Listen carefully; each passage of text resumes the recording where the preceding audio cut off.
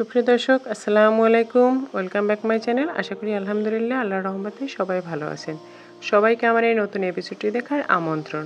দর্শক, আজকে আমি আপনাদের জন্য নিয়ে হাজির হয়েছি সুজি এবং আলু দিয়ে তৈরি মজাদার এক স্ন্যাক্স রেসিপি। এই রেসিপিটি এতই মজাদার যে বিকেলের টি টাইম কিংবা বাচ্চাদের স্কুলের টিফিন হিসেবে দারুণ একটি রেসিপি, যা একবার খেলে বারবার খেতে চাইবে। অনেক মজাদার একটি রেসিপিতে চলুন দেখে নিই কীভাবে এই রেসিপিটি তৈরি করা যায়। তো রেসিপিটি তৈরি করার জন্য আমি প্রথমে একটি প্যানে দিয়ে দিচ্ছি 2 টেবিল চামচ পরিমাণ রান্নার রেগুলার তেল। এর সাথে দিয়ে দিচ্ছি হাফ চা চামচ জিরা, হাফ চা চামচ সাদা সরিষা, আরও দিয়ে দিচ্ছি এখানে 1 চা চামচ পরিমাণ তিল, আর দিয়ে দিচ্ছি হাফ চা চামচ পরিমাণ চিলি ফ্লেক্স। এগুলোকে আমি একটু লো হিটে 30 সেকেন্ডের মতো ভেজে নেব। যখন একটি সুন্দর ফ্লেভার বের হবে তখন আমরা বুঝতে পারবো যে আমার এই উপকরণগুলো ভাজা হয়ে গেছে। তো দর্শক, আমার এই উপকরণগুলো ভাজা হয়ে গেছে, আর এখন আমি এর সাথে অ্যাড করে দিচ্ছি পানি। এখানে আমি 2 কাপ পানি দিয়েছি, কারণ আমি 1 কাপ সুজি অ্যাড করব সেজন্য। আর দিয়ে দিচ্ছি স্বাদ মতো বা হাফ চা চামচ লবণ। এখন আমার পানিটাও ফুটে উঠেছে আর সমস্ত উপকরণগুলো মিশে গেছে। এ পর্যায়ে আমি সুজি অ্যাড করব।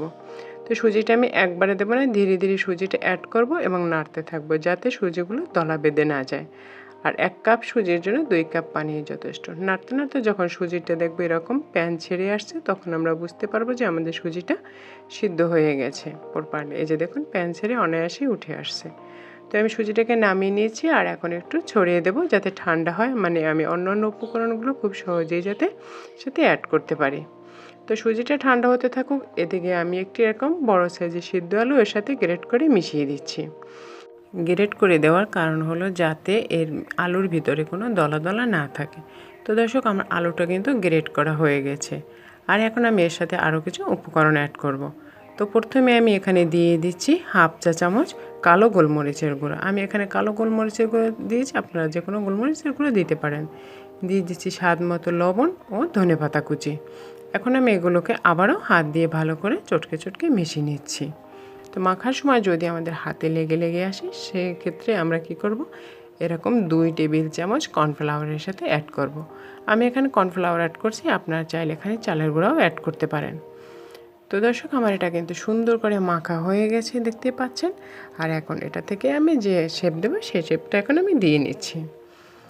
তো আপনারা যে কোনো শেপে কিন্তু তৈরি করতে পারেন। তো আমি এগুলোকে মানে পটেটো বাইটের মতো শেপ দেবো, সেজন্য আমি এখানে এটার উপরে মানে একটু লম্বা প্রথমে একটা রোলের মতো করে নেব, যাতে হাতে লেগে না আসে। সেজন্য একটু হাতে এবং যেটা করব সেটা একটু আমি তেল লাগিয়ে নিয়েছি। এখন প্রথমে একটা লম্বা একটা রোলের মতো করে নিয়েছি। এই যে দেখুন, একটু লম্বা রোলের মতো করে নিয়েছি। আর এখন এটাকে আমি চাকু দিয়ে আমার পছন্দসই কেটে নেব। আর চাকু দিয়ে কাটার সুবিধাই হচ্ছে সবগুলো একই সাইজের হয়ে গেছে সেই জন্য। আর দেখুন, এখান থেকে একটা পিস নিয়ে আমি এরকম একটা হাত দিয়ে সমান করে নিয়েছি যাতে এবড়ো থেবড়ো না থাকে।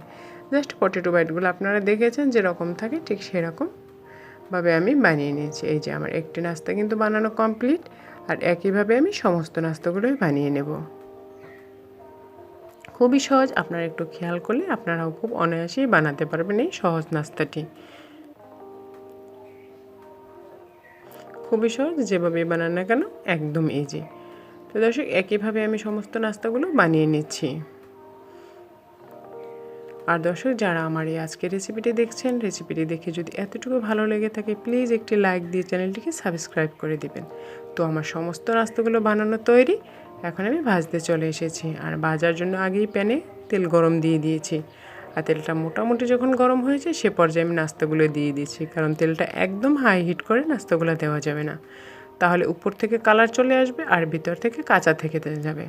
তো আমি মিডিয়াম আঁচে নাস্তাগুলোকে আমি আমার গোল্ডেন ব্রাউন কালার পছন্দসই কালার করে ভেজে নেব। ভাজতে সময় লাগবে প্রায় 7 থেকে 8 মিনিটের মতো। তো 7-8 মিনিট হয়ে গেছে, দেখুন মাশাআল্লাহ এগুলো কিন্তু সুন্দর একটি কালার চলে এসেছে। এ পর্যায়ে আমি এখন নাস্তাগুলোকে নামিয়ে নিচ্ছি। তো দর্শক, যারা আমার চ্যানেলটিকে সাবস্ক্রাইব এখনও করেননি, চাইলে আমার চ্যানেলটিকে সাবস্ক্রাইব করে আমার পাশে থাকতে পারেন।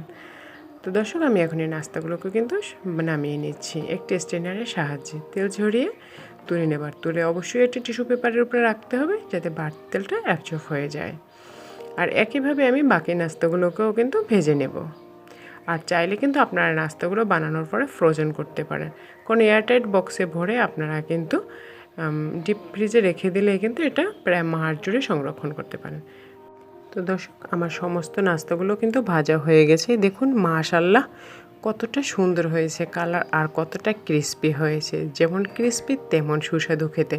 আপনারা আশা করি এই সহজ রেসিপিটি একবার হলেও বাসায় ট্রাই করবেন, আর আশা করি রেসিপিটি আপনাদের কাছে যথেষ্ট পরিমাণ সহজও লেগেছে।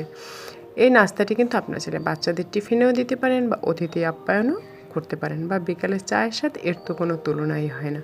তো দর্শক, রেসিপিটি যদি ভালো লাগে একটি লাইক দেবেন, প্লিজ চ্যানেলটিকে সাবস্ক্রাইব করবেন এবং ফ্যামিলি ও ফ্রেন্ডসদের সাথে বেশি বেশি শেয়ার করবেন। আজ এ পর্যন্তই, দেখা হবে নতুন এপিসোডে নতুন সময়। আল্লাহ হাফেজ।